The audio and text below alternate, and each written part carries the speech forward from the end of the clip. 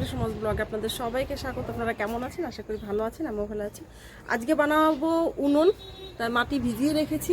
এখন মাটিটা ছেড়ে রাখবো, বিকেলে বসে বসে উনুনটা বানাবো। ভালো করে ভেঙে নিয়েছি যাতে বড় বড় কোনো মাটির দানা না থাকে, কারণ বড় বড় মাটির দানা থাকলে পরে উনুন ভেঙে যাওয়ার চান্সটা বেশি থাকে।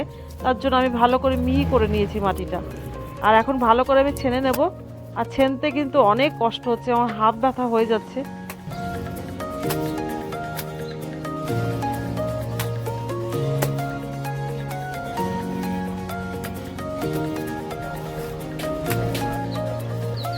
আর আমার এই উনুন কারণ হচ্ছে আমি বাংলার থেকে একটা মাটির সাজ এনেছিলাম পিঠে বানানোর, তো সেটা চুলাতে মানে গ্যাসের চুলাতে ভালো হয় না, মাটির চুলাতে ভালো হয়। তার এখন বিকেল হয়ে গেছে, আমি বসে পড়লাম উনুন বানাতে।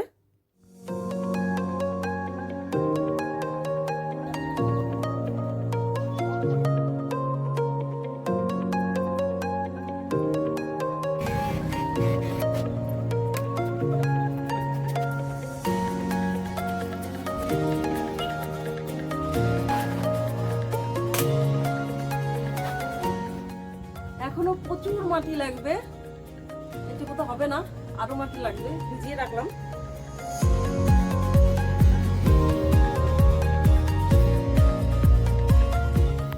উনুনটাকে বানানোর পরে আমি রোদে প্রায় 1 সপ্তাহের মতন রেখেছি।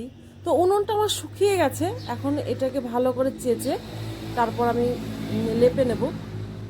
আমি আগে কখনো কিন্তু আঁচের উনুন তৈরি করিনি, এই প্রথমবার আমি আঁচের উনুন তৈরি করলাম।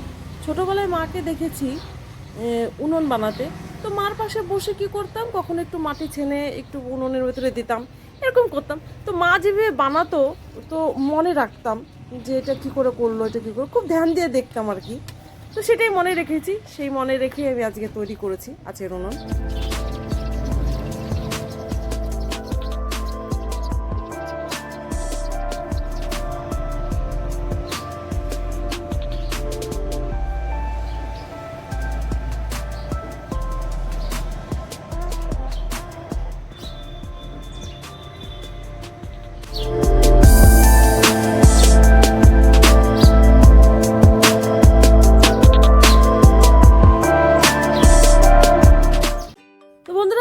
আমার উনুনটি কিন্তু তৈরি হয়ে গেছে, আমি কিন্তু লেপে নিয়েছি।